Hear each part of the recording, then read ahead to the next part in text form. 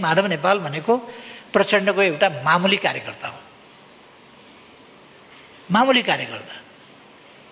तर अहिले धाक के लगाएर हिँडेका छन् भने केपी ओलीले मलाई प्रधानमन्त्रीको प्रस्ताव राख्यो भनेर। मलाई बौला कुकुरले टोक्या छ र? कोही काम नपाएर, कोही नेपालमा नभेटाएर यस्ता मान्छेलाई प्रधानमन्त्रीको प्रस्ताव केपी ओलीले राख्ला? यो आफै आफ्नो महत्ता बढाएर मलाई त प्रस्ताव राखेको छ, कहिले अध्यक्षको प्रस्ताव राखेको छ भन्छ, कहिले प्रधानमन्त्रीको प्रस्ताव राखेको छ भन्छ।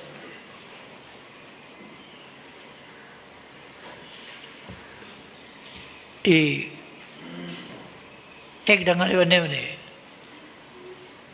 प्रचण्डका पुच्छर हुन्। पुच्छर भएपछि जन्तु पूर्वतिर फर्क्यो भने त्यो पश्चिमतिर हुन्छ, पश्चिमतिर फर्क्यो भने त्यो पूर्वतिर हुन्छ। अर्कोतिर लागिसक्ने अनि नेकपा एमालेको वरिष्ठ नेता हुँ भनेर फेरि हिँड्ने, यस्तो लाज शरम पछिको मान्छेको चर्चा अलिकति मान्छेले सकारात्मक मात्रै होइन नकारात्मक हिसाबले पनि चर्चा त हुन्छ नि, मान्छेहरूले गर्छन् नि। गान्धीको मात्रै चर्चा हुँदैन, नाथुराम गोडसेको पनि चर्चा हुन्छ। आजकल नाथुराम गोडसेको अलिक बढी चर्चा हुने गरेको छ, किनभने नेपाली कङ्ग्रेस प्रचण्ड पथमा हिँडेपछि नेपाली कङ्ग्रेसका नेताहरू नै नाथुराम गोडसे खोजी गर्दा भेटिएन नाथुराम गोडसे भने आफै हुने भन्ने तहमा अहिले प्रचण्ड पद सुप्रिम कोर्टमा पनि चर्चा हुन्छ। यी सबै देशलाई, जनतालाई, पार्टीलाई सबैलाई धोका दिन्छु, तर शेरबहादुर देउवालाई धोका दिन्नु। उनी शेरबहादुर देउवाको पार्टी नै जोइन गर्न पनि सक्छन्, कार्यकर्ता भएर हिँडेकै छन्। प्रचण्डको पार्टी त उनलाई जोइन गर्नु नै छ अन्तमा। यताबाट हुँदैन भनेदेखि काङ्ग्रेसलाई समर्थन गरेर कङ्ग्रेसको नेतृत्वमा सरकार बनाएर भए पनि मन्त्री हुने, अथवा अब उहाँहरूको राजनीति कहाँ पुग्यो भन्दा विचारको प्रश्न रहेन, वर्गीयताको प्रश्न रहेन, वर्गीय राजनीतिको प्रश्न रहेन, गन्तव्य र उद्देश्यका प्रश्नहरू रहेन। यो एक बारको जिन्दगी, मन्त्री खाइहालिएन भने त पछि त गयो। त्यस राजनीतिमा उहाँहरू पुग्नुभयो र तपाईँ हामीले देखिराखेका छौँ। अरू केही मान्छेहरू अहिले हामी देखिराखेका छौँ, विचार हरायो, उद्देश्य हराए, देशलाई कहाँ पुर्याउने हो त्यो कुरो बिर्सियो। समृद्ध नेपाल, सुखी नेपाली उहाँहरू उच्चारण पनि गर्नुहुन्न। जनताको ध्यान त्यता जान्छ, कार्यकर्ताको ध्यान त्यता जान्छ, कार्यकर्ता र जनताको ध्यान समृद्ध नेपाल, सुखी नेपालीतिर जान्छ, उद्देश्यतिर जान्छ, विचारतिर जान्छ, राजनीतितिर जान्छ, हाम्रा कर्तव्यहरूतिर जान्छ, हाम्रा अभिभावकहरूतिर जान्छ। त्यसो भएपछि व्यक्तिगत स्वार्थ, अहङ्कारहरू, महत्त्वाकांक्षाहरू र कुण्ठाहरूको व्यापार चल्दैन। जब मान्छे पोलिटिकलाइज हुन्छ त्यति बेला विचारमा चल्न थाल्छ, त्यति बेला। त्यसो भएर विचारबाट मानिसलाई पृथक गर्ने र स्वार्थको भुमरीमा मान्छेलाई हाल्दिने यो प्रयास राजनीतिलाई गलत बाटोमा लानु पर्यो भने यी प्रयासहरू हुन्छन् र हुँदै हुँदै त्यो किनबेचमा पुग्छ, लोभ पाप देखाउने कुरामा पुग्छ। मान्छेलाई विचारले सहमत गराउने होइन, किनेर काम लगाउने। राजनीतिक नेता कार्यकर्ताहरू ज्यामी खेताला तराईतिर त जन भन्ने चलन थियो पहिले, त्यो जनको रूपमा परिणत गर्ने। मैले 7औं महाधिवेशनमा एउटा कुरा भनेको थिएँ कि त्यहाँ 7औं महाधिवेशनको दृश्य पनि के भयो भने धेरै प्रतिनिधिहरू विचारको होइन, जनको रूपमा, त्यहाँ विचारका प्रतिनिधि होइन, जनको रूपमा उपस्थित भएको लाग्थ्यो। त्यसकारण मैले भने ठेकेदारले एउटा पोखरी खन्ने काम जिम्मा लिन्छ, ठेक्का लिन्छ र जनहरू लिएर आउँछ। उसले भन्छ यति फिट यता नाप, यति फिट यता नाप, यति फिट यता नाप। त्यो नाप्छन्, यति फिट गहिरो खाल्टो यस चौहद्दीभित्र खन। ती जनहरूले के का लागि सोध्दैनन्, कसको जमिन सोध्दैनन्, धनी पूर्जा कसको सोध्दैनन्। तपाईलाई यो काम लगाउनेले, ठेका लगाउनेले कति दियो पैसा त्यो पनि सोध्दैनन्। उनीहरूलाई आफ्नो ज्यालासँग मतलब छ, अरू कुरासँग मतलब छैन। माछा पाल्न हो कि, भैँसीलाई हाल खेलाउन हो कि, अथवा अर्थकै कुरा गर्न हो कि, के का लागि त्यो खाल्टो खनेको उनीहरूलाई मतलब हुँदैन। खाल्टो खन्देऊ, ज्याला पकाऊ, जनको तरिका। र मान्छेलाई, राजनीतिक कार्यकर्ताहरूलाई कार्यकर्ताबाट जनमा परिणत गरिदिने, कार्यकर्ताहरूलाई स्वार्थ विचार बोक्न लगाउने होइन, स्वार्थ बोक्न लगाइदिने, स्वार्थको वितरण गर्ने, विचारको सम्प्रेषण होइन। विचारको सम्प्रेषणका ठाउँमा स्वार्थको वितरण र झुट र बेइमानीको सहारा लिने। तपाईँ हामीले सुन्यौँ होला, सबैले सुने जस्तो लाग्छ मलाई। माधव नेपाल भन्ने एकजना काङ्ग्रेसका पछाडि कुद्ने मान्छे छन्। अहिले नेपालको राजनीतिमा सबैजसोले नै चिन्छन् प्राय, किनभने असाध्यै चर्चा भइराखेको छ कि यतिसम्म पनि मान्छे पतन हुन सक्दो रहेछ। आफ्नो पार्टीको सरकार डाल्ने, प्रमुख प्रतिपक्षको नेतृत्वमा सरकार बनाउने, कम्युनिस्ट आन्दोलन सिद्ध्याउने, अर्कोतिर लागिसक्ने, अनि नेकपा एमालेको वरिष्ठ नेता हुँ भनेर फेरि हिँड्ने। यस्तो लाज शरम पछिको मान्छेको चर्चा अलिकति मान्छेले सकारात्मक मात्रै होइन, नकारात्मक हिसाबले पनि चर्चा त हुन्छ नि, मान्छेहरूले गर्छन् नि। गान्धीको मात्रै चर्चा हुँदैन, नाथुराम गोडसेको पनि चर्चा हुन्छ। आजकल नाथुराम गोडसेको अलिक बढी चर्चा हुने गरेको छ, किनभने नेपाली कङ्ग्रेस प्रचण्ड पथमा हिँडेपछि नेपाली कङ्ग्रेसका नेताहरू नै नाथुराम गोडसे खोजी गर्दा भेटिएन नाथुराम गोडसे भने आफै हुने भन्ने तहमा पुगेको भनेको प्रचण्ड पथ नै अँगालेको हो। यसै त अराजनीतिक अस्थिरताको खेती, देश कता जान्छ भन्ने कुराको मतलब छैन। त्यो कुरामा पुग्नु भनेको स्वाभाविक रूपमा यो प्रचण्ड पथ नै अँगालेको हो। प्रचण्ड पथ यति व्याप्त अहिले भइसक्यो, नेपाली कङ्ग्रेसले अँगालेपछि, त्यसलाई आफ्नो मार्गदर्शक सिद्धान्त कङ्ग्रेसले बनाएपछि अहिले प्रचण्ड पथ सुप्रिम कोर्टमा पनि चर्चा हुन्छ। फ्रान्स र बेलायतका राजाहरू किन काटिन्थे भन्दा अहिलेको राष्ट्रपति र प्रधानमन्त्रीले गरे जस्तै गर्दा रहेछन् र पो काटिँदो रहेछ, अथवा अहिलेका राष्ट्रपति र प्रधानमन्त्रीलाई पनि काट्नुपर्छ। यो कुरा त सर्वोच्च अदालतमा प्रचण्डका एकजना कार्यकर्ताले त सर्वोच्च अदालतमै भने। नेपाली कङ्ग्रेसका कार्यकर्ताले नाथुराम गोडसे मै भन्छु अर्को ठाउँमा भने। आश्चर्य लाग्छ, सर्वोच्च अदालतले हिंसालाई यस्तो दुरुत्साहन गर्ने वक्तव्य दिँदा रोक्ने काम गरेको पाइएन। यस्तो हिंसालाई दुरुत्साहन गर्ने काम अदालतमा गर्नुहुन्न। अथवा विद्वान अधिवक्ताजी, तपाईँ आफ्नो वक्तव्य सम्हालिएर राख्नुहोस् भनेर के न्यायमूर्तिहरूले त्यो सुझाव पनि राख्न सक्नुहुन्न र? तर अहिले मेरो विषय यो होइन, म यसमा गइरहन चाहन्न। झुटको राजनीति कसरी गर्छन्, गलत राजनीति कसरी गर्छन् भन्ने मात्रै मैले चर्चा गर्न खोजेको। झुटको राजनीति कसरी गर्छन् तपाईँहरूले 2-3 दिन अगाडिदेखि सुन्नुभयो होला। प्रधानमन्त्रीको प्रस्ताव मैले माधव नेपाल भन्ने व्यक्तिलाई राखेँ अरे। माधव नेपालले आफै भन्दै हिँडेका छन्, मलाई प्रधानमन्त्रीको प्रस्ताव राखे तर म मान्दिनँ। म शेरबहादुर देउवाप्रति यति समर्पित छु, मेरो यति निष्ठा छ,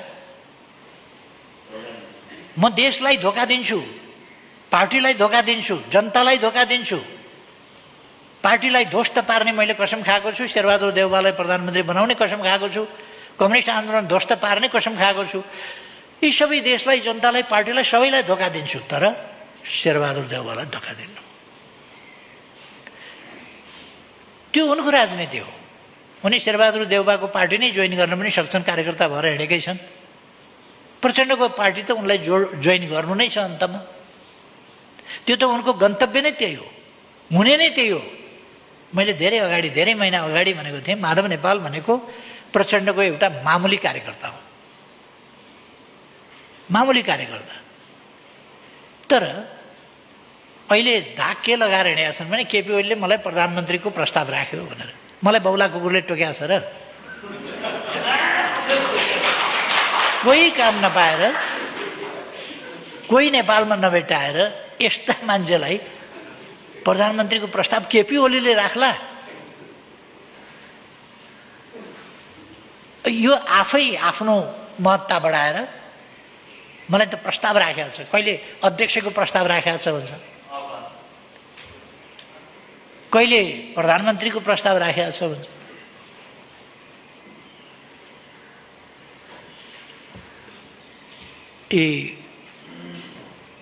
एक ढङ्गले भन्यो भने प्रचण्डका पुच्छर हुन्। पुच्छर भएपछि जन्तु पूर्वतिर फर्क्यो भने त्यो पश्चिमतिर हुन्छ, पश्चिमतिर फर्क्यो भने त्यो पूर्वतिर हुन्छ।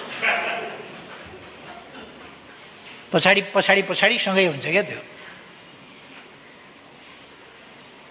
उनी यता जाउँ भन्यो भने त्यतै पछि पछि लाग्छ, कङ्ग्रेसतिर जाउँ भनेपछि पछि पछि लाग्छ। अस्ति महन्त ठाकुरजीलाई प्रधानमन्त्री बनाउन उहाँहरूले जोड गर्नुभयो, त्यो त डबलीमा भाषण गरेकै साथीहरूले सुन्नुभयो होला। महन्तजी तपाईँ प्लिज प्रधानमन्त्री भइदिनुहोस्, भइदिनुहोस् उहाँहरूले भन्नुभयो, शेरबहादुरजीलाई भन्नुभयो। अनि के भन्नुहुन्छ भने मैले त छोडेको, मैले त त्याग गरेको। कोही कतिजनाले त्याग गरेको हो, त्यतापट्टिका सबैले त्याग गरे हुन् कि प्रधानमन्त्री पद? एउटा शेरबहादुर मात्रै लोभिरहेछन् त्याग नगर्ने, अरू सबैले त्याग गरे हो कि? यस प्रकारका झुटका खेतीहरू गर्छन्।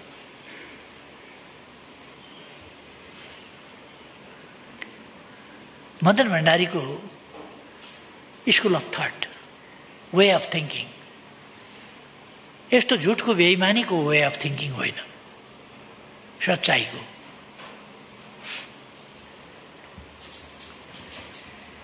वास्तवमा हामीले सत्यको मार्ग अवलम्बन गर्नुपर्छ। देशप्रति निष्ठाको मार्ग अवलम्बन गर्नुपर्छ।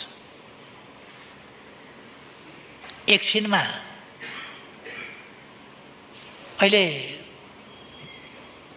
प्रचण्डले अस्ति राष्ट्रपति भन्दा त राजै राम्रो के भनेका मान्छेहरूले छक्क माने।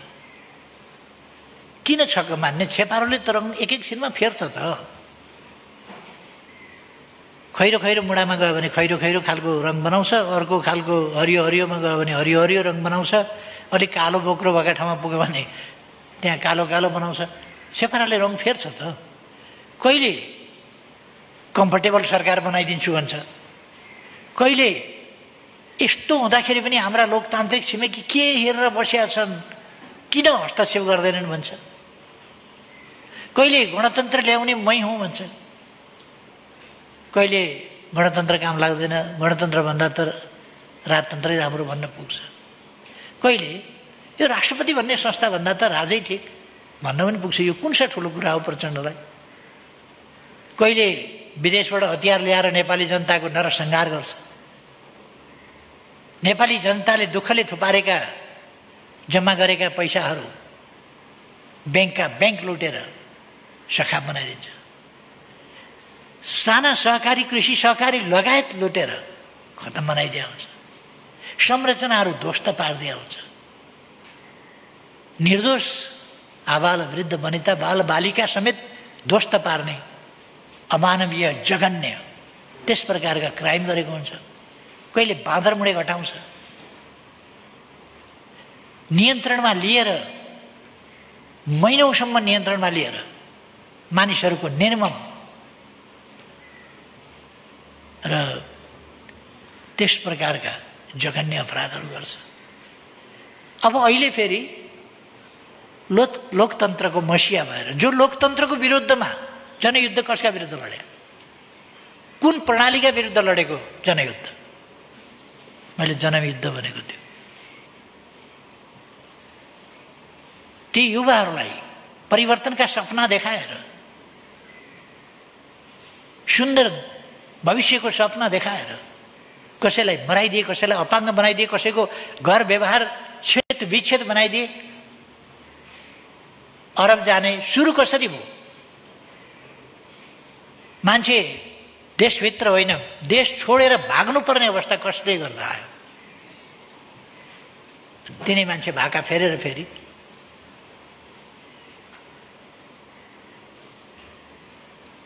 अनि बोलेपछि मान्छेले यसो बोले नि भने, त्यो त त्यस्तै हो। नीलो वर्ण सङ्गाल कथा भन्छ। एउटा नीलो वर्णको एउटा रङ्गाउने त्यो डाइङ टबमा चाहिँ एउटा स्याल झुकिएर पानी खान गएको, त्यसैमा परेछ। त्यसपछि ऊ निलो भयो, निलो रङबाट रङ्गियो र निलो भयो। अनि जङ्गलतिर फर्किएपछि के हो यस्तो, यो त निलो छ, यस्तो निलो जनावर त यस प्रकारको देखाएको थिएन भनेपछि म विशेष प्रकारको जनावर हुँ, यहाँ हुँ त्यहाँ हुँ, धेरै गफ दियो उसले। बाघहरूको हुलमा पुगेछ। के आयो, को यो भने म जङ्गलको राजा हुँ। नील वर्णको म मात्रै एउटा यस्तो जीव हुँ, मभन्दा श्रेष्ठ कोही छैन, म नील वर्ण। पत्याउँदै गए, सबैले होला भने गफै दिइराखेको थियो। तर अलिकति साँझ परेपछि अलिक पर स्याल कराएछ। अलिक पर स्याल कराएपछि त्यो नील वर्ण भएको स्याल पनि ठाडोघाँटी लाएर कराउन थाल्यो। स्यालको एउटा धर्म के हुन्छ भने एउटा स्याल कराएपछि अर्को नकराइ हुँदैन। अनि त्यो स्याल पनि ठाडोघाँटी लगायो, हु हु गर्न थालेपछि बाघले झप्पु दिएर यलीलाई समाप्त पार्यो।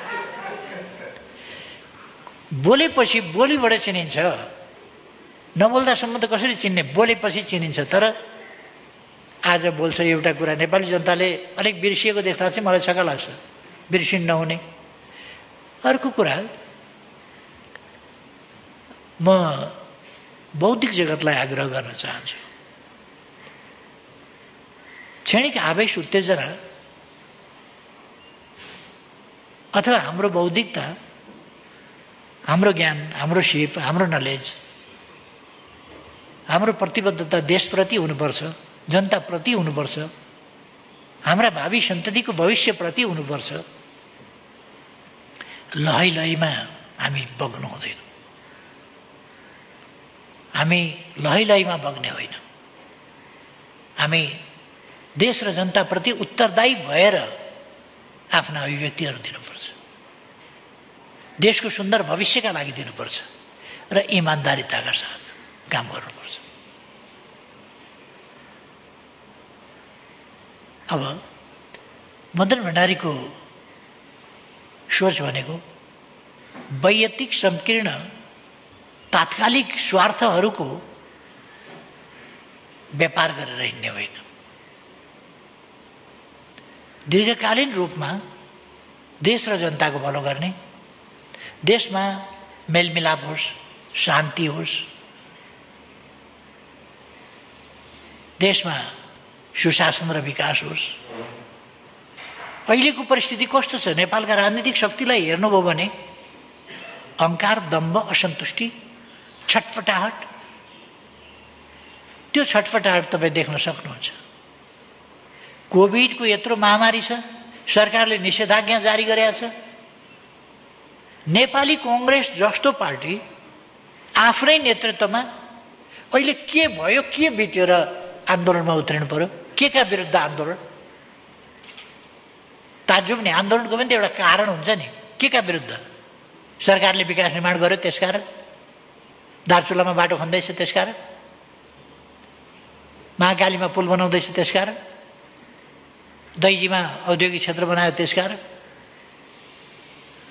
अथवा पूर्व पश्चिम राजमार्ग बनायो त्यसकारण। हजारौंको संख्यामा पुल बनायो त्यसकारण, ट्विन विस्थापन गरेर झोलुङ्गे पुल बनायो त्यसकारण।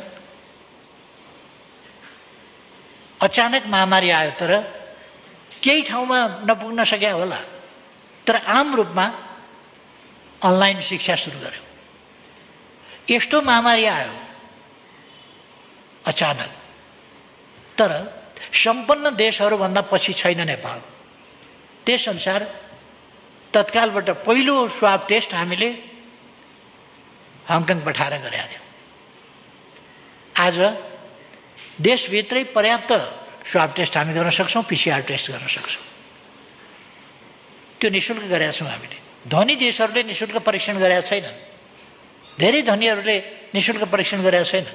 इन्सुरेन्सले कभर गरेको होला कतिपय ठाउँमा, त्यसबाहेक गरेका छैन। तर हामीले जहाँ इन्सुरेन्स भर्खर हामी सुरु गर्दैछौँ, हेल्थ इन्सुरेन्स, त्यस ठाउँमा हामीले त निःशुल्क परीक्षण, निःशुल्क उपचार, अब खोप ल्याउन थालेका छौँ। हामीले अस्तिदेखि खोप ल्यायौँ। हामी खोप उत्पादक होइनौँ, तर खोप उत्पादक नहुँदै पनि एसियामा खोप उत्पादक भारतभन्दा पछि हामी दोस्रो हौँ भ्याक्सिन सुरु गर्ने, र हामीले धेरै अगाडि बढाएका छौँ।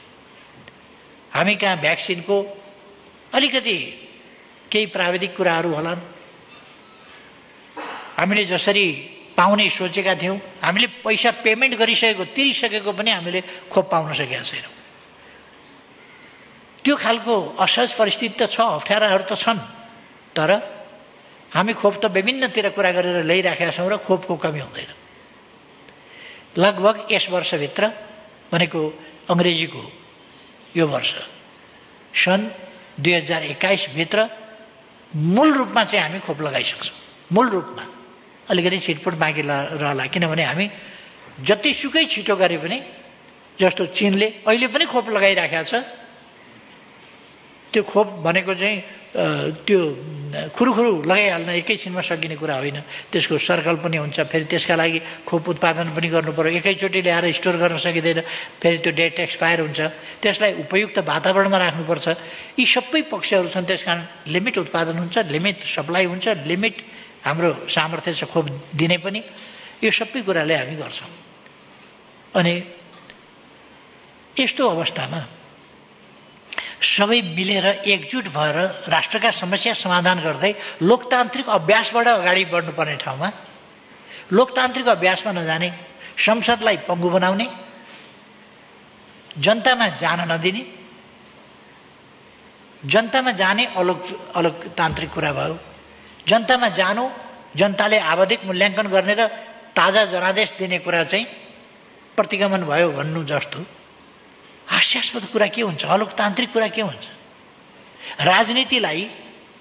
राजनीतिलाई जनताका बीचमा लान नदिने, राजनीतिलाई संसदबाट, जो जनप्रतिनिधिको सर्वोच्च संस्था हो, त्यहाँबाट निरूपण गर्न नदिने, त्यहाँ निरूपण गर्न नसक्ने, अदालतमा मलाई प्रधानमन्त्री बनाइ पाऊँ भन्ने। अनि लोकतान्त्रिक विधिबाट हो र सरकार ल्याउने कहाँबाट भन्दा अदालतबाट मुद्दा लडेर। दुनियाँमा मुद्दा लडेर सरकार आउने, अदालतबाट मुद्दा प्रधानमन्त्री छानिने सुन्नुभएको छ कहीँ? नेपालमा त्यो अभ्यास गर्न खोजिएको छ। जनताका बीचमा जान नहुने, प्रतिगमन हुन्छ। अनावश्यक संस्थाहरूलाई राजनीतिमा संलग्न गराउने र शक्ति पृथकीकरणको सिद्धान्तको व्यवहार त धज्जी उडाउने कति उपयुक्त हुन्छ? यसका लागि, यसमा दबाब दिन, अदालतलाई दबाब दिनका लागि आन्दोलन गर्ने, लोकतान्त्रिक शक्तिहरूका लागि स्वतन्त्र न्यायालयको फैसला आफ्नो पक्षमा पार्नका लागि दबाब दिन आन्दोलन गर्ने, कोभिडका बेला निषेधाज्ञा तोडेर राजनीतिक दलहरू, कानुनको राजमा राजनीतिक दलहरूले के उहाँहरूको आन्दोलन रोक्नका लागि निषेधाज्ञा जारी भएको हो र? कोभिड नियन्त्रण गर्नका लागि होइन। कोभिड हामीले नियन्त्रण गर्दै लगेका छैनौँ। प्रतिदिन 9,000 भन्दा बढी सङ्क्रमित हुने ठाउँमा अहिले हामीले 1,000 को आसपासमा ल्याइसकेका छौँ। अनि यो सङ्ख्या घटाएको छैन, मृत्युदर घटाएका छैनौँ हामीले। लगभग 1000 चाहन्छन् सङ्क्रमित छ भने 3000 चाहन्छन् निको हुनेको सङ्ख्या छ। निको हुनेको सङ्ख्या सङ्क्रमितको सङ्ख्याभन्दा 3 गुणा बढी छ। यो हाम्रो सफलता होइन। यही सफलतालाई असफल पार्नका निम्ति अब निषेधाज्ञा तोड्ने, राजनीतिक दलहरूले जानी बुझिकन घोषणा गरेर निषेधाज्ञा तोड्ने हो भने अनि अरू के हुन्छ? अहिले संसद भवनलाई संसदीय क्रियाकलाप बाहेक अरू कुराका लागि प्रयोग गर्न दिइँदैन। तर तथाकथित बुद्धिजीवी भेला, तथाकथित पत्रकार सम्मेलन, तथाकथित नागरिक समाजका अन्तर्क्रिया के अब अन्तर्राष्ट्रिय सम्मेलन केन्द्र संसदले भाडामा लिएको यस खालका बगवासी कामहरूका लागि हो? यसै गर्ने हो भने अरूले किन नपाउने? प्रचण्डका कार्यकर्ता सभामुख हुने बित्तिकै अनि प्रचण्डले जे भन्यो त्यो कानुनभन्दा माथि, अभ्यासभन्दा माथि हुने? खैर, यसैमा मेरो टाउको दुखाइ होइन। मेरो चिन्ता लोकतन्त्रको भविष्यप्रति हो। यस अभ्यासले लोकतन्त्रको भविष्य कहाँ पुर्याउँछ? लोकतान्त्रिक प्रणाली, मौजुदा संविधान, मौजुदा संविधानको आवश्यक समयानुकूल संशोधनप्रति मेरो विरोध छैन। समयानुकूल आवश्यक संशोधन त हुन्छ संविधानमा, तर संविधान नै च्यात्ने दिशामा उहाँहरू जो जाँदै हुनुहुन्छ र उल्टो हल्ला गर्दै हुनुहुन्छ, स्यालभुइँया मचाउँदै हुनुहुन्छ, केपी ओलीले संविधान च्यातो। जनताका बीचमा जाउँ भन्दा संविधान च्यातिन्छ? जनता, सार्वभौम सत्ता सम्पन्न जनताका बीचमा फैसलाका लागि जाउँ भन्दा संविधान च्यातिन्छ? चुनावै हुन नसक्ने खालको परिस्थितितर्फ र चुनाव हुनै नदिने र भोलि पनि गएर हेर्नु होला, कथम कदाचित उहाँहरूका हातमा पुग्ने हो भने चुनाव हुनेवाला छैन। चुनाव उहाँहरूका हातमा पुग्यो भने चुनाव हुनेवाला छैन। कस्ता तत्त्वहरू छन्? नेकपा एमालेको वरिष्ठ नेता हुँ भन्ने, नेकपा एमाले ध्वस्त पार्ने, कङ्ग्रेसको नेतृत्वमा सरकार बनाउने, कम्युनिस्ट आन्दोलनको रक्षाका लागि, लोकतन्त्रको रक्षाका लागि बन्ने, अनुशासनहीन अराजक। योभन्दा अराजकताको नमुनाहरूको के हुन्छ? दुनियाँको लोकतान्त्रिक हिस्ट्रीमा कुनै पनि प्रकारको, कुनै पनि नामको पोलिटिकल मुभमेन्टभित्र माधव नेपाल जति यति अराजक, अनुशासनहीन र इमान नभएको मान्छे, जुन चिन्हमा भोट लियो, जुन पार्टीबाट भोट लियो, जुन आदर्शका लागि भनेर ढाँटेर हिजो भोट लिएर संसदमा आयो, जुन कार्यकर्तालाई ढाँटेर नेता बन्यो, यो बीचमै राजीनामा दिनु पर्दैन? मैले नयाँ राजनीति सुरु गरेँ, नयाँ विचार सुरु गरेँ भन्नु पर्दैन? उल्टै जिन्दगीभरि मदन भण्डारीको विरोध गर्ने, मदन भण्डारीका विचारको विरोध गर्ने। आज त यसो हेर्छु, मदन भण्डारीको जन्म जयन्तीको सन्दर्भमा वक्तव्य आइरहेछ।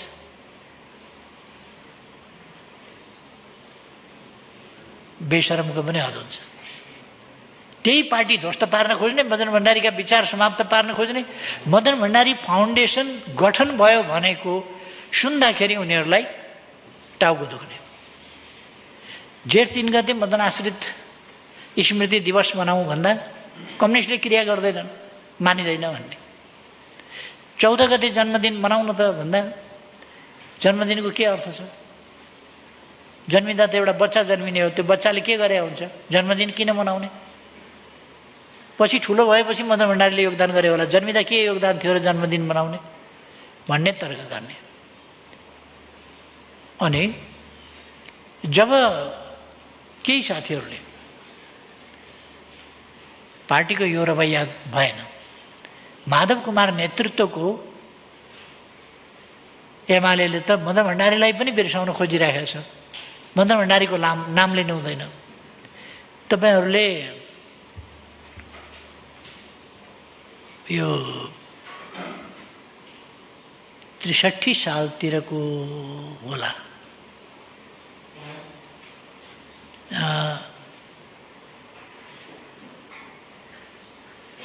जेठ 1 गतेको, जेठ 1 गते ६३ साल हुनुपर्छ अथवा त्यसको आसपास, जेठ 1 गतेको छलफल पत्रिकामा माधव नेपालको लेखको रूपमा, त्यो लेख होइन उहाँले भनिदिएर त्यो टिपेर लेखको रूपमा प्रकाशित गरेको छ छलफलले।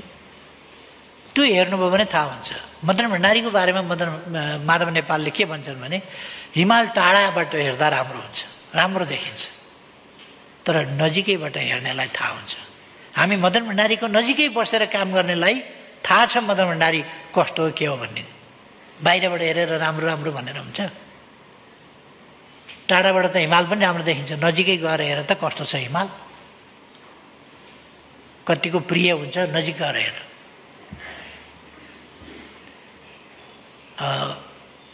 उहाँको त्यो बनाइदियो। मदन भण्डारीका राम्रा राम्रा कुरा गर्ने, सकारात्मक पक्ष भनेर राम्रा राम्रा कुरा गर्ने, नकारात्मक कुरा गर्नु पर्दैन। खोइ मदन भण्डारीका नकारात्मक कुराको चर्चा, मदन भण्डारीका कमी कमजोरीको चर्चा खोइ, खालि यो विचार त्यो विचार भनेको छ। यो कुरा उहाँले आफ्नो भनाइमा 3 गते मङ्गलबार पर्थ्यो, आइतबारको उसमा। त्यसो भएपछि त्यो छलफलमा आएपछि मैले उसै दिन एउटा आर्टिकल लेखेँ र दृष्टिमा, मङ्गलबारको दृष्टिमा मैले छपाएँ त्यसको खण्डनमा। त्यो छलफल र दृष्टि हेर्नुभयो हुन्छ साथीहरूले, त्यसै बेलादेखि माधव नेपालको के थियो र हाम्रो के थियो दृष्टिकोण भन्ने कुरा थाहा पाउनुहुन्छ। पार्टीभित्रै एउटा ठुलो सङ्घर्ष थियो। मदन भण्डारी भनेको टाढाबाट हेर्दा हिमाल राम्रो भए जस्तो मात्रै हो, वास्तवमा ठिक होइन भन्ने माधव नेपालको भनाइ। र मदन भण्डारीका राम्रा कुराहरूको चर्चा गर्ने यो तरिका ठिक होइन, नराम्रा कुराको पनि चर्चा हुनुपर्छ, मदन भण्डारीका नराम्रा कुराको खोजी हुनुपर्छ। उहाँको भनाइ पनि त्यही छ, खोजी हुनुपर्छ। के नराम्रा कुराको खोजी गरेर प्रचार गर्नुपर्ने हो माधव नेपाललाई खुसी पार्न? माधव नेपाललाई उहाँको कानमा उहाँको प्रशंसा भजनको चिनी हालिदिएको मनपर्छ, अरूको केही कुरा मन पर्दैन। कसैले चिनी हालेन भने उहाँ चिनी जहाँ हालो, बरु शेरबहादुर कहाँ पुग्नुहुन्छ खाना चिनी हाली माग्न, तर उहाँ जहाँ चिनी कानमा हाल्ने मान्छे भेटिन्छ त्यहीँ कुद्नुहुन्छ। प्रचण्डका पछाडि किन कुद्नुभयो उहाँ? प्रचण्डले कानमा चिनी हालिदिने भएको हुनाले। प्रचण्डलाई के छ, देश बनाउनु छैन, आन्दोलन बनाउनु छैन, केही छैन। त्यत्रो वितण्डा गरेर, यही देशमा वितण्डा गरेर लोकतन्त्रका विरुद्ध लडेर आएको होइन, हामीले बडो मुस्किलले हतियार बिसाउन लगाएको होइन। अनि तानाशाही ल्याउँछु लाद्छु भनेको होइन। आफू सरकारमा हुँदा, प्रधानमन्त्री हुँदा बेलिभोलेन्ट डिक्टेटर चाहिएको छ नेपालमा, अथवा नेपालमा डिक्टेटर चाहियो। बेनिभोलेन्ट भनेको आफू भयो भने बेनिभोलेन्ट, अर्को भयो भने गैर बेनिभोलेन्ट, तर डिक्टेटर चाहियो। उहाँको भनाइ त त्यही हो। र उनले ल्याउन खोजेको एकदलीय एकाधिकारवादी तानाशाही त्यो व्यवस्था हो। उनीहरूको बिगबिगी चलेका बेला नै उनीहरूको शासन कस्तो हुन्छ भन्ने लक्षण देखिएको थियो। कम्युनिस्टका नाउँमा यस प्रकारका विकृत जनविरोधी देशद्रोही खालका क्रियाकलाप जननेता मदन भण्डारीले अगाडि सार्नु भएको जनताको बहुदलीयसँग, जनवादसँग किञ्चित मेल नखाने मात्रै होइन, यी विपरीत कुरा हुन्। त्यसकारण यस्ता तत्त्वहरूले या विचारहीन तत्त्वहरूले, उद्देश्यहीन आदर्शहीन तत्त्वहरूले मदन भण्डारीका विचारको विरोध गर्नको कारण त्यही हो। यी कछुवा जस्ता हो, यसो अनुकूल वातावरण भयो भने टाउको फुत्त बाहिर निकाल्ने, अलिकति प्रतिकूल देख्यो भने फुत्त टाउको भित्र उल्ने। उनीहरूलाई अहिले मदन भण्डारीको नाम, माधव नेपालले मदन भण्डारीलाई कहिले पनि सम्झिनु नपर्ने, यसपल्ट चाहिँ मदन भण्डारीलाई सम्झिनु पर्ने र वक्तव्य दिनुपर्ने मदन भण्डारीलाई सम्झिए जस्तो गरेर, किनभने कार्यकर्ता अल्मल्याउनु छ। उनी काङ्ग्रेसको कार्यकर्ता भएर शेरबहादुर देउवालाई प्रधानमन्त्री बनाउन गइसकेपछि पनि आफू एमाले नै हुँ भन्छन्। एमालेको सरकार ढाल्नका लागि मतदान बहिष्कार गरेर बाहिर 27 जना लिएर जाँदाखेरि पनि कम्युनिस्ट आन्दोलनको रक्षाका लागि भन्छन्, जबकि उहाँ बनाउनु छ शेरबहादुरलाई। शेरबहादुर देउवालाई प्रधानमन्त्री बनाउनु चाहिँ कम्युनिस्ट आन्दोलनका हितका लागि छ, कम्युनिस्ट सरकार ढाल्नु चाहिँ कम्युनिस्ट आन्दोलनका हितमा छ भनेर व्याख्या गर्ने जस्ता अवसरवादको योभन्दा घिनलाग्दो रूप केही पनि हुँदैन र नाङ्गो रूप, बद्धा रूप योभन्दा केही हुँदैन। त्यसै कारण आज कतिपय मान्छेहरू त्यसरी मदन भण्डारीको नाम लिइरहेका छन् र मलाई के खुसी लागेको छ भने मदन भण्डारीको नाम यस्तो सशक्त चिज रहेछ कि बेठिक तत्त्वहरूले पनि मदन भण्डारीको नाम लिनुपर्छ। एक दिन म एउटा खोलाको बाटोबाट आउँदै थिएँ अनि एकजना बच्चो मान्छे चाहिँ, अलि बच्चै ठिटो युवा बाहुन रहेछ। अनि त्यो साँझमा त्यो खोलाको बाटो खोलो तरेर जानु परेछ। म खोलो तर्नै बाँकी थियो, ऊ खोलो तरेर मात्रै आइसकेको थियो, मैले खोलो तरेरै जान बाँकी थियो। त्यहाँ चाहिँ उसले गायत्री मन्त्र सारो पढिराखेको रहेछ बाटोमा हिँड्दाखेरि। ओम भूर्भुवस्वः तत्सवितुर्वरेण्यं भर्गो देवस्य धीमहि धियो यो न प्रचोदयात् भनेर। अनि बाबु यो न बिहान न साँझ न केही, यो सन्ध्या बाटोमा हिँड्दा किन बडबडाएको छ, भूतप्रेत नलागोस् भनेर, भूतप्रेत नलागोस् भनेर गायत्री मन्त्र जपे अरे। यो जुनसुकै बाटो हिँड्ने, जस्तोसुकै बाटो हिँड्ने पनि डर लाग्यो भने गायत्री मन्त्र भने जस्तै मदन भण्डारी भनेपछि एउटा त्राण नि, यो त्यस्तै भइरहेको छ मदन भण्डारी। जबजका विरोधीले पनि जब ओम भूर्भुवस्वः तत्सवितुर्वरेण्यं भर्गो देवस्य धीमहि धियो यो न प्रचोदयात्। जब भन्न नरुचाउनेले पनि भन्न परेको छ, मदन भण्डारीको नाम सुन्न नचाहनेले पनि आफैले बोल्न परेको छ। यो त्यस्तै एउटा रक्षा कवचको रूपमा जसलाई पनि, यो चाहिँ खुसीको कुरा हो। विरोधीले पनि यसको दम, मदन भण्डारीको विचारको दम, जनताको बहुदलीय जनवादको दम चाहिँ विरोधीले पनि बुझेका छन्।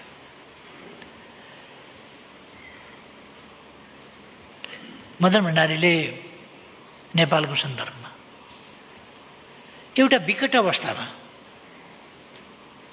आन्दोलनको वास्तविक वैचारिक र साङ्गठनिक अगुवाई गर्नुभयो। आफ्नो कालमा मदन भण्डारीको समयमा वैचारिक नेतृत्व अरू कसैले वैचारिक नेतृत्व गरेन। उहाँको वक्तव्यलाई जनताले असाधारण ढङ्गले मन पराउने कारण के हो भने उहाँको विचारमा, वक्तव्यमा खालि वक्तव्य मात्रै हुँदैन थियो, अराजनीतिक खालको वक्तव्यका लागि वक्तव्य, क्षणिक वक्तव्य, त्यो भनिसकेपछि त्यसको उपादेयता सिद्धियो, त्यस्तो वक्तव्य मात्रै हुँदैन थियो। उहाँको वक्तव्यमा एउटा बाटो हुन्थ्यो, एउटा गन्तव्य हुन्थ्यो र त्यो बाटोमा हिँड्ने तरिका र उपायहरू हुन्थे जसबाट युवाहरू, जनताहरू यस मार्गमा हिँडेर यहाँ पुगिने रहेछ है भन्ने कुराको स्पष्टता प्राप्त गर्थे, मार्गदर्शन प्राप्त गर्थे। त्यसकारण मदन भण्डारीको वक्तव्य मन पराउँथे र सुन्न आउँथे मान्छे, सुन्न लालायित हुने कुरा त्यही हो। अहिले त्यसपछि हामीले हेऱ्यौँ भने देशको बारेका, देशको लोकतान्त्रिक प्रणालीको बारेमा, लोकतान्त्रिक प्रणाली भनेको कस्तो हो भन्ने बारेमा आम नेताहरूले चर्चा गरेर सुनिँदैन। जसले चर्चा गर्छ त्यो कुरा उनीहरूलाई डाइजेस्ट हुँदैन।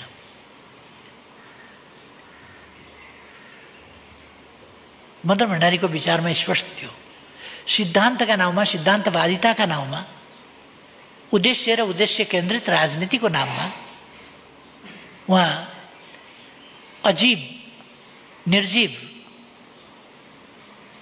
त्यस्तो सिद्धान्त जसलाई जडसूत्रका रूपमा बुझेर सिद्धान्तका नाउँमा सेक्रिफाइस हुने कुरालाई उहाँले उपयुक्त होइन भन्नुहुन्थ्यो। र उहाँ भन्ने गर्नुहुन्थ्यो, सिद्धान्तका लागि जीवन होइन, जीवनका लागि सिद्धान्त हो। सिद्धान्तलाई हामीले निर्जीव रूपमा, जडसूत्रको रूपमा होइन, अथवा एउटा नकलको रूपमा पनि होइन। हामीले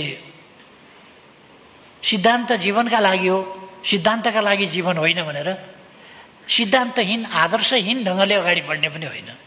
सिद्धान्त त चाहिन्छ नै, विचार त चाहिन्छ नै, उद्देश्य चाहिन्छ नै। त्यसै कारण सिद्धान्तका लागि जीवन होइन, जीवनका लागि सिद्धान्त हो। सिद्धान्तका लागि मर्नु पर्छ पनि पर्दैन पनि।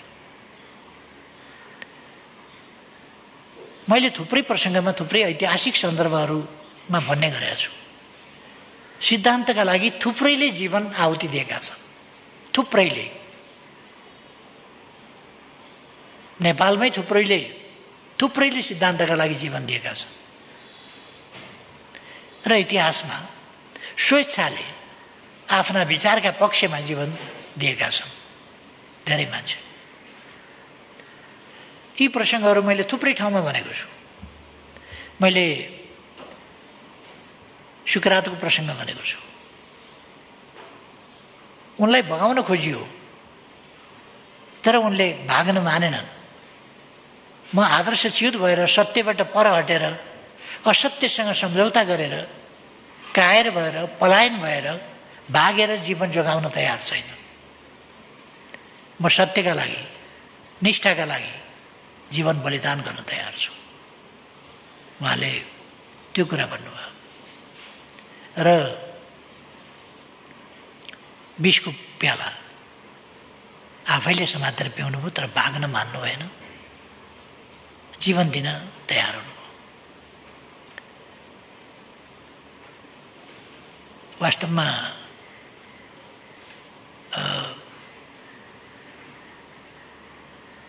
सिद्धान्त भनेको जस्तो पायो सिद्धान्त होइन, सत्य सिद्धान्त, सत्यमा आधारित सिद्धान्त। सिद्धान्त जो मानव जातिको बृहत्तर हितका लागि समर्पित होस्।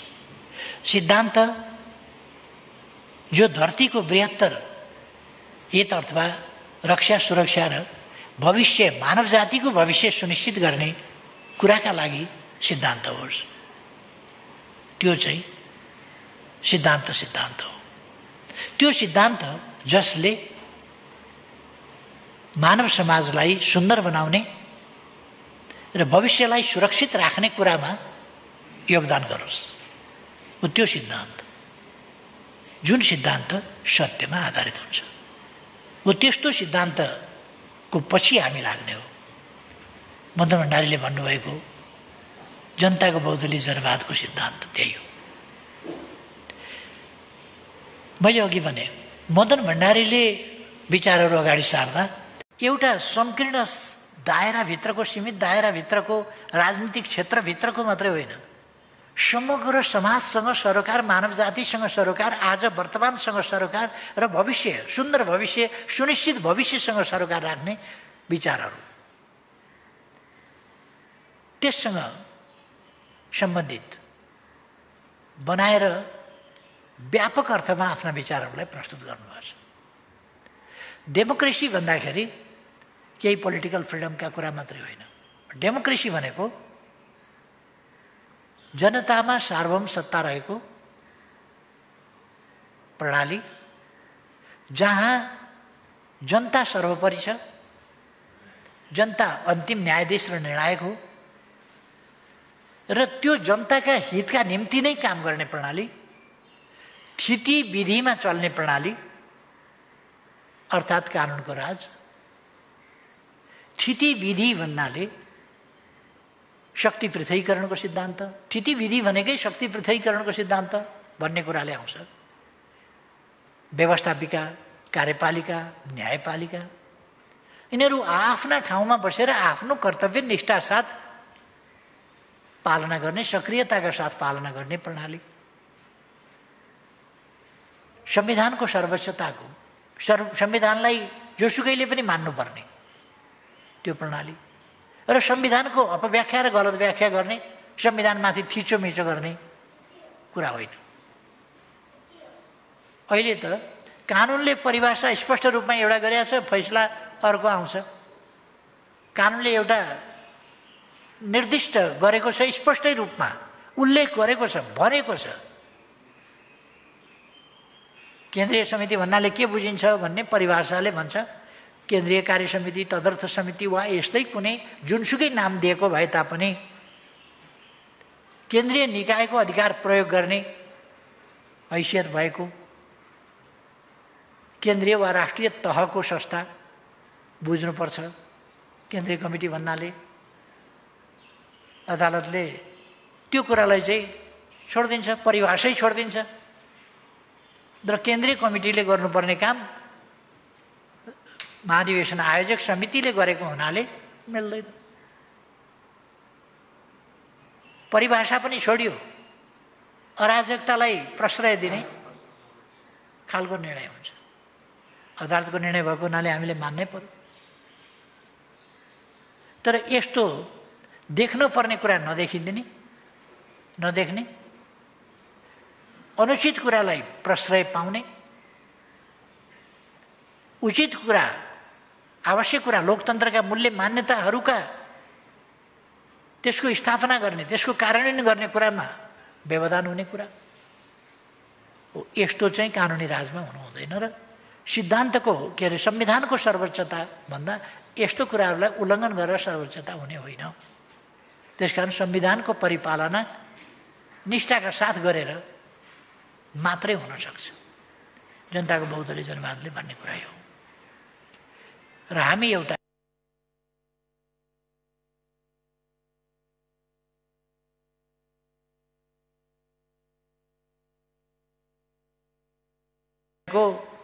पोलिटिकल फ्रिडम वा प्रेस फ्रिडम वा यस्तै केही फ्रिडमहरूको कुरा मात्रै होइन। यो समग्र लोकतन्त्र भनेको समग्र यस्तो प्रणाली हो, जनप्रणाली, र यस प्रणालीलाई हामीले त्यसको मर्म, त्यसको भावना अनुसार नै बृहत अर्थमा अथवा कम्प्रेहेन्सिभ डेमोक्रेसी हामीले भनेका छौँ। परिपूर्ण लोकतन्त्र, सबै पक्ष समेटेको कम्प्रेहेन्सिभ परिपूर्ण लोकतन्त्रको रूपमा बुझ्नुपर्छ। आज हामी अलिकति राष्ट्रिय राजनीति अन्डोलमा परेको छ। केही पोलिटिकल लिडरहरूका महत्त्वाकांक्षा, कुण्ठा, हतारो जस्ता कुराहरूले राष्ट्रिय राजनीतिलाई वर्ग ल्याएको छ। केहीका वैयक्तिक स्वार्थहरूले संस्थाहरूलाई नै धमिल्याएको छ। यो कुरा नेपाली कांग्रेसले पनि अलिक पछाडि गएर बुझ्छ। नेपाली कांग्रेसले पनि के थाहा पाउनेछ भने शेरबहादुर देवको प्रधानमन्त्री फेरि हुने उत्कट इच्छाले उहाँले लोकतान्त्रिक मार्ग छोडिदिनु भयो। जनताको भरोसा, जनतामाथिको भरोसा छोडिदिनु भयो र केही जाली फटाहरू टिपेर कृत्रिम अलोकतान्त्रिक मार्गबाट प्रधानमन्त्री हुने बाटो समाउनु। पार्लियामेन्टबाट भए हुन्थ्यो, अन्तैबाट हुन खोज्नु, जनतामा गएर भए हुन्थ्यो, जनतामा जाने बाटोलाई अवरोध गरेर अन्तैबाट जनतामा जाने कुरालाई उहाँहरूले कु भन्नुभयो। नेपाली कङ्ग्रेसले यही अहिलेकै जनतामा जाने प्रस्ताव चाहिँ कु हो भने 17 सालको चाहिँ के थियो, लोकतान्त्रिक अभ्यास थियो। नेपाली कङ्ग्रेसले कु भनेको बिर्सिसकेछ। म शेरबहादुर देउबाजीलाई सोध्न चाहन्छु, माघ 19 चाहिँ के थियो?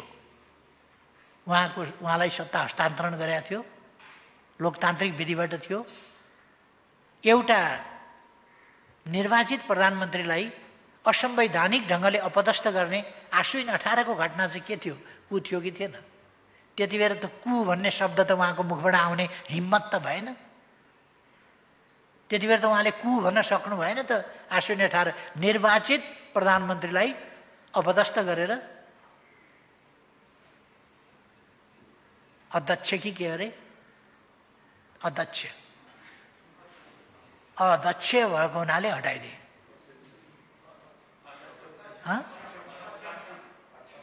अक्षम भएको हुनाले हटाइदिए अथवा सक्षम छैन। त्यसकारण जननिर्वाचित प्रधानमन्त्री सक्षम छ कि छैन भन्ने निर्णय गर्ने एउटा आर्टिफिसियल्ली बनेको तथाकथित गद्दीमा बस्ने व्यक्तिको काम होइन त्यो। त्यो जनताको काम हो, अक्षम छ कि सक्षम छ भन्ने। त्यति बेला त उहाँले कु भन्न त सक्नु भएन। अनि अहिले जनताका बीचमा जाने संवैधानिक कुरा गर्दा चाहिँ कु भनेको छ, प्रतिगमन भनेको छ। प्रचण्डको भाषा समेत साप्टी लिएर साप्टी मात्रै होइन कि उहाँले त अब त्यो त आफ्नै बनाइसक्नु हो। प्रचण्डको भाषा शैलीलाई आफ्नै बनाइसक्नु। दया लाग्छ, एउटा लोकतान्त्रिक आन्दोलनमा योगदानको इतिहास भएको पार्टी यस ढङ्गले प्रचण्डपन्थी भएको देखेर अचम्म लाग्छ। यो नहुनु पर्ने हो। खैर, जननेता मदन भण्डारीले एकछिनको स्वार्थका लागि, वैयक्तिक वा निजी स्वार्थका लागि होइन, दूरगामी दीर्घकालीन राष्ट्रिय हित र जनहितका प्रश्नमा अडिग रहेर अगाडि बढ्ने त्यो मार्ग प्रशस्त गर्नु। राष्ट्रिय स्तरमा, अन्तर्राष्ट्रिय स्तरमा त्यति बेला डिफेन्सिभ बनेको कम्युनिस्ट मुभमेन्टलाई कसरी विरोधीहरूको प्रहारलाई निस्तेज पार्दै कसरी अगाडि बढ्न सकिन्छ। तेस्रो सिङ्गो डेमोक्रेटिक मुभमेन्ट अथवा पोलिटिकल मुभमेन्ट अथवा पोलिटिकल सिस्टम सम्बन्धी विवाद चिन्तन यो निरन्तर चल्ने कुरा हो। यो कस्तो हुनुपर्छ, कस्तो सिस्टम हुनुपर्छ र त्यसमा कस्ता सिद्धान्त, कुन दर्शन, कस्तो सिद्धान्त कसरी अगाडि जान सक्छ मानव जाति सही बाटोमा सही ढङ्गले, त्यस सम्बन्धमा उहाँले विचार अगाडि सार्नुभयो। यसरी इन्टरनेसनल पोलिटिकल सिस्टमको बारेमा उहाँका ओपिनियन, तत्कालीन शक्ति सन्तुलनको स्थितिमा उहाँका दृष्टिकोण, लेफ्ट मुभमेन्टमा परेको धक्काको सम्बन्धमा त्यसबाट कसरी अगाडि जाने सन्दर्भमा उहाँका दृष्टिकोण, राष्ट्रिय राजनीतिलाई राजनीतिक, आर्थिक, सामाजिक, सांस्कृतिक हिसाबले कसरी अगाडि बढाउन सकिन्छ तत्सम्बन्धी उहाँका दृष्टिकोण, यी समग्र दृष्टिकोणहरूको समष्टि भन्ने हो भने जनताको बहुदलीय जनवाद हो। यसभित्र एउटा दार्शनिक पक्ष छ, एउटा सैद्धान्तिक पक्ष छ, एउटा वैचारिक पक्ष छ र यसभित्र राष्ट्रिय राजनीति छ र अन्तर्राष्ट्रिय दृष्टिकोण छ। तसर्थ यस सम्बन्धमा हामी के ढुक्क हुन सक्छौँ भने ढुक्क हुन सक्छौँ कि यो सही छ। मार्क्सवाद पढ्दै नपढेका केही बुद्धिजीवीहरू अरू जेसुकै भए पनि मार्क्सवादसँग चाहिँ सहमत हुन सकिन्न, मार्क्सवाद चाहिँ मान्दिनँ भन्छन्। नखाएको फलको स्वाद मन परेन भने जस्तै हो। मार्क्सवादको बारेमा जानकारी नहुने अनि मार्क्सवाद चाहिँ ठिक छैन भन्ने।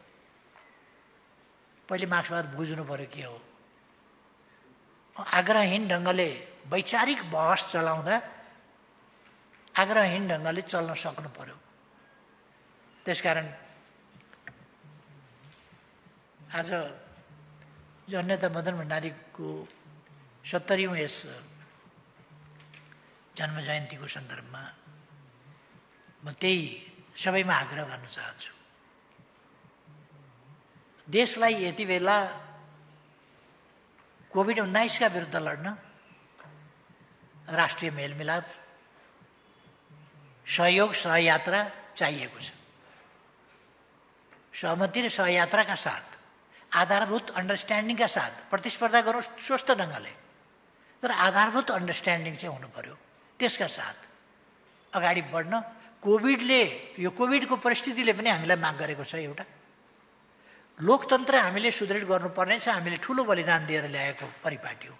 एकछिन एउटा मान्छेको आकांक्षा, अर्कोको कुण्ठा, अर्काको वैरभाव, अर्काको महत्त्वाकांक्षा जस्ता कुराहरूको बाट ग्रस्त बनाएर, तिनीहरूबाट आक्रान्त बनाएर लोकतन्त्रलाई खतरामा पर्न दिनु हुँदैन। त्यसका लागि राष्ट्रिय समझदारी, राष्ट्रिय सहकार्य आवश्यक छ, समझदारी आवश्यक छ।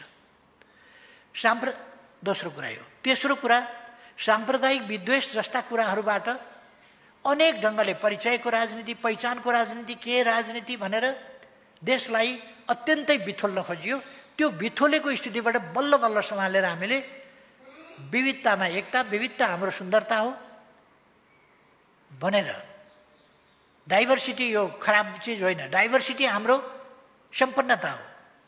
यति सानो भूगोलमा सर्वोच्च शिखरदेखि समुद्र सतहभन्दा केही मिटर मात्रै उचाइमा भएको भूभाग, यो डाइभर्सिटी केही किलोमिटरभित्र यस्तो डाइभर्सिटी छ भने अरू जैविक, वनस्पतीय वा अरू प्रकारका डाइभर्सिटी र त्यसै गरेर सामाजिक डाइभर्सिटी पनि त्यस्तै त्यस्तै खालको छ। हाम्रो भाषिक अनेक र हाम्रो समाजको सामाजिक बनोट, यसको इतिहास, यो विभिन्न ठाउँको माइग्रेसनबाट बनेको एउटा समाज, विभिन्न समयका माइग्रेसनहरूबाट यसरी बनेको। त्यो यस्तो समाजका विशेषतालाई हेरेर हामीले यो विविधतामा एकता हुनुपर्छ। म अनेकतामा पनि भन्दिनँ, विविधतामा एकता। अनेकतामा एकता होइन, विविधतामा एकता हो यो। त्यसकारण यो विविधतामा एकता, कतिपयले अनेकतामा एकता भन्ने गरेको छ, त्यस्तो होइन, विविधतामा एकता हो। यो आज हामीलाई चाहिएको छ। यस्तो बेलामा अनावश्यक ढङ्गले राम्ररी चलिरहेको लोकतान्त्रिक अभ्यास, लोकतन्त्रतर्फको अभ्यास, गत निर्वाचनभन्दा यता हामीले संविधान अनुरूपका थुप्रै नयाँ कानुन निर्माण गऱ्यौँ, त्यसको संशोधन गऱ्यौँ, कतिवटा कानुनलाई संविधान अनुकूल बनायौँ, संरचनाहरू संविधानले भनेका संरचना बनायौँ र वित्तीय संघीयतालाई पनि हामीले कार्यान्वयन गऱ्यौँ। यसरी अगाडि बढिरहेका ठाउँमा यो सबै कुरालाई बिथोल्ने गरी हाम्रा उपलब्धिहरूका साथ हामी लोकतन्त्रलाई, लोकतान्त्रिक बाटोबाट विकास निर्माणलाई अगाडि बढाउने एउटा अभियानमा लागिरहेका बेला फेरि हुडल्ने प्रचण्डको कामै हुडल्ने हो। प्रचण्डको कामै देशलाई बर्बाद बनाउने हो। विगत पनि त्यही हो, आगत पनि त्यही हो। पार्टी एकीकरण गरिएको थियो, त्यो एकीकरण भत्काउने काम फेरि प्रचण्डबाटै भयो। अनि त्यस्ता मान्छेलाई गुरु थापेर लोकतान्त्रिक इतिहास भएका पार्टीहरू समेत प्रचण्ड पथमा हिँड्नु र प्रचण्ड मार्गी हुनु अचम्म लाग्छ। म भन्न चाहन्छु, प्रचण्डलाई पनि यो सही लोकतान्त्रिक मार्गमा ल्याउनु जरुरी छ। हामीले सीके राउतलाई यस मार्गमा ल्याएका छौँ, विप्लवलाई यस मार्गमा ल्याएका छौँ, प्रचण्डलाई हिजो यस मार्गमा ल्याएका हौँ। प्रचण्डले अर्को ढङ्गले फेरि राष्ट्रिय राजनीतिलाई बिथोल्ने कामको अगुवाई गरिराखेका छन्। अघि लुखुर शेरबहादुरलाई लगाएर हिँडेका छन्। अगाडि लगाउँदैमा नायक हुँदैन, कहिले नायक पछाडि बसेर नायकत्व लिइराखेका हुन्छ। जोत्दाखेरि हलीभन्दा गोरु अगाडि हुन्छ। तर कसले लिड गरेको छ, कसले चलाएको छ भन्ने कुरा ख्याल गर्नुपर्छ। अगाडि हिँडे भन्दैमा मैले लिड गरेको छु भन्ने भ्रम पालियो भने आन्दोलन वर्ग लिन्छ। त्यसकारण अगाडि बसेर पनि पछाडि बसेर पनि लोकतान्त्रिक शक्तिले गलत बाटोमा मिसलिड हुनु हुँदैन। मेरो सबैमा आग्रह छ। र म फेरि एकपल्ट अहिले अब मैले जननेता मदन भण्डारीका साहित्यिक व्यक्तित्व, सांस्कृतिक व्यक्तित्व, अरू पक्षहरू आदिको बारेमा धेरै चर्चा गर्न चाहन्न, किनभने यो काफी चर्चा भइ पनि सकेको छ, हामीलाई धेरै पक्षहरू जानकारी पनि भइसकेको छ।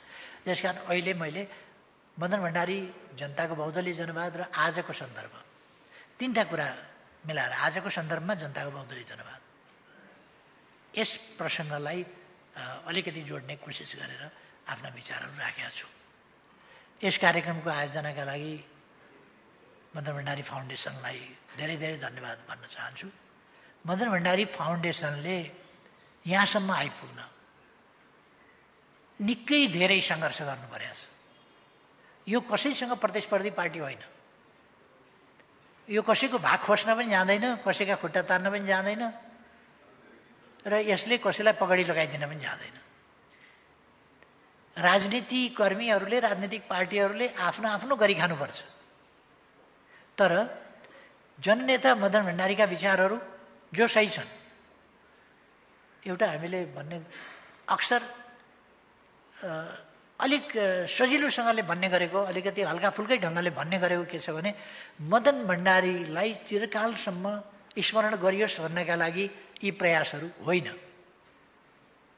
मदन भण्डारी यस्तो व्यक्तित्व हो जसलाई चिरकालसम्म स्मरण गराइरहनु पर्दैन। त्यो उहाँका कामहरू, उहाँका विचारहरूले फर्किकन मार्गदर्शन गरिरहनेछन् समाजलाई र गलत विचारहरूका विरुद्ध एउटा वैचारिक आन्दोलन, सशक्त आन्दोलन मदन भण्डारीका विचार हुन्। त्यसकारण गलत विचारवालाहरूले पनि मदन भण्डारीको सदैव खण्डन गरिरहनुपर्छ अथवा मदन भण्डारीलाई स्मरण गरिरहनुपर्छ। सही विचार साथ अगाडि बढ्नेले पनि मदन भण्डारीको मार्गदर्शन पछ्याउनुपर्छ, त्यति बेर पनि मदन भण्डारीलाई स्मरण गर्नुपर्छ। र अरू थुप्रै कुराहरूमा मदन भण्डारीलाई फलो गर्नुपर्छ। त्यसकारण हाम्रा मदन भण्डारी फाउन्डेसनका क्रियाकलापहरू मदन भण्डारीको स्मृतिलाई जीवन्त राख्नका लागि अथवा जीवित राख्नका लागि होइन, मदन भण्डारीबाट शिक्षा लिएर समाजलाई अगाडि बढाउनका लागि हो। मदन भण्डारीको स्मरणलाई जीवित राख्नका लागि केही प्रयास गर्नु पर्दैन। त्यो त यस्तो चिज हो कि विरोधीले पनि नाम लिनुपर्छ, त्यो यस्तो चिज हो। त्यसकारण यो चाहिँ हामीलाई मार्गदर्शन गर्नका निम्ति आवश्यक छ, हामीलाई समाज बनाउनका निम्ति आवश्यक छ, सुन्दर समाज बनाउनका निम्ति। त्यसकारण यो यस पक्षमा चाहिँ हामीले अलिकति जोड दिनुपर्नेछ। यसका निम्ति मदन भण्डारी फाउन्डेसनले सहनु परेका ताडना, लान्छना, व्यवधान, अवरोध, यी सबै कुरा मैले देखाएको छु यी वर्षहरूमा। मदन आश्रित स्मृति प्रतिष्ठान हामीले निर्माण गरेका थियौँ सुरुमै, उति बेलै मदन आश्रितको निधन हुने बित्तिकै, उहाँहरूको हत्या हुने बित्तिकै। तर त्यसलाई निष्प्रभावी बनाइयो, निकम्म बनाइयो। त्यसका निम्ति जमिन छुट्याइयो, रकम छुट्याइयो, भवन बनाइयो। तर त्यसलाई अगाडि बढ्न दिएन। वाचस्पति देवकोटाले मदन भण्डारीको पहिलो सङ्कलित रचना, मदन भण्डारीको सङ्कलित रचना भनेर एउटा पुस्तक छाप्नुभयो। उहाँ मदन आश्रित प्रतिष्ठानको अध्यक्ष हुनुहुन्थ्यो।